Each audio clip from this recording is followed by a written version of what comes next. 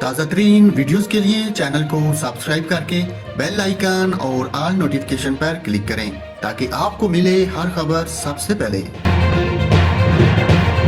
ناظرین، یہاں پر آپ کو اہم خبر سے آگاہ کروں۔ بھارت میں 2 سال 3 ہاتھوں والے زندہ بچے کی پیدائش پر ڈاکٹر بھی حیران ہو گئے۔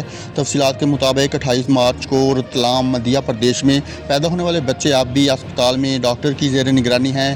سہیل اور شہین خان ان کے والدین ہیں جنہیں پہلے ہی اس واقعے سے آگاہ کر دیا گیا تھا۔ اسپتال کے سینئر ڈاکٹر لاہوتی نے زندہ بچوں کے ایک معجزہ قرار دیا، جس میں 2 بچے ایک ہی دڑ پر باہم پیوست ہو جاتے ہیں۔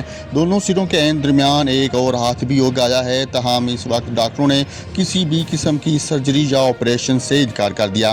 واضح ہے کہ اس پیدائشی نقص کو طب کی زبان میں ڈائیسیفلک پیراپیگس کہا جاتا ہے، جس میں ایک دڑ پر ایک اور اضافی سر یا عضو بن جاتا ہے۔ ایسے بچے عموماً مردہ پیدا ہوتے ہیں، لیکن اب تک یہ بچے زندہ ہیں، جو ایک اور حیرت انگیز امر ہے۔